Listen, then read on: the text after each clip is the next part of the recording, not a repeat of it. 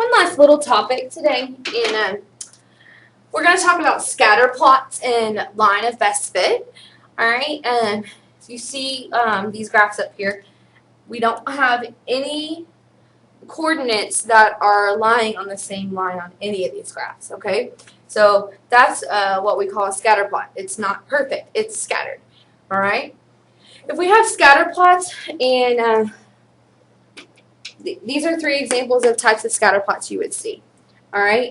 Typically, we look at scatter plots in quadrant 1. Sometimes they're all over, but the majority of the time you'll see data in quadrant 1 with scatter plots. So, if you have a scatter plot that has the majority of your data going up and to the right, we know that that slope is positive. All right.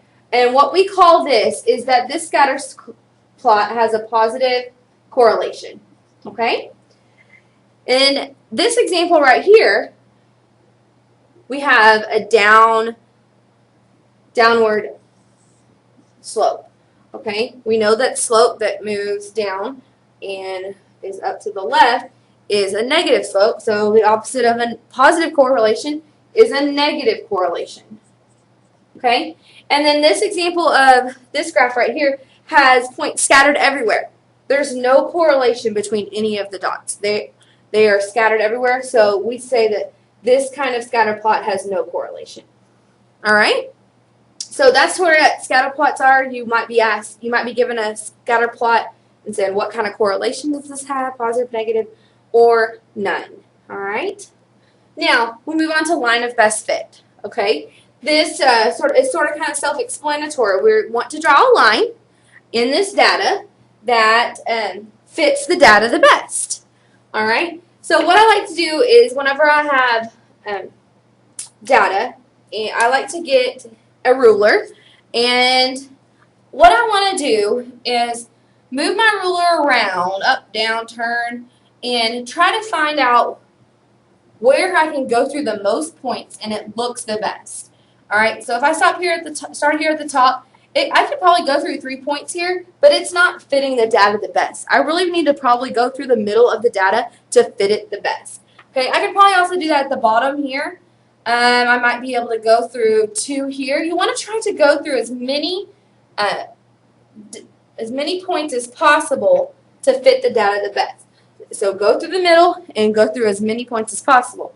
So I think ultimately this would be my best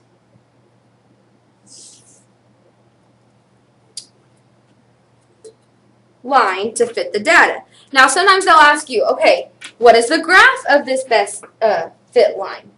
So what you want to do is if you go through data points, is you need to go ahead and mark those. All right, so I went through 2, 3 here. I went through 3, 4 here. And I went through 4, 5 here. Okay, so you can choose 2 of those. If you have a graph and you know 2 of its points, we've done this before, you want to find the slope of that, and then you can use point slope form, or you can use slope intercept form to tell us the equation of this line. Okay, so if I have the equation in y2 minus y1 over x2 minus x1, okay, I'm going to choose these first 2 equations here, 3, 4, and 2, 3. All right, and do 4 minus 3 over 3 minus 2. That's 1 over 1, so my slope is 1. Okay, now the easiest way to do this is point slope form, because I have points and I know my slope. So I can do y minus y1 equals my slope times x minus x1. Okay, y minus y1, I'm going to go ahead and choose my first one. My y1 is 3 equals my slope, which is 1 times x minus x1. Oops. And my x1 value is 2. Okay, can I put this into slope intercept form from this? Absolutely. Distribute my 1, which really doesn't do anything. So we have y minus 3 equals x minus 2. So add 3 to both sides. So y equals x plus 1. That puts it into y-intercept form. Okay, so, oops, there's the two equations of my line. One is in point-slope form. One is in y-intercept form.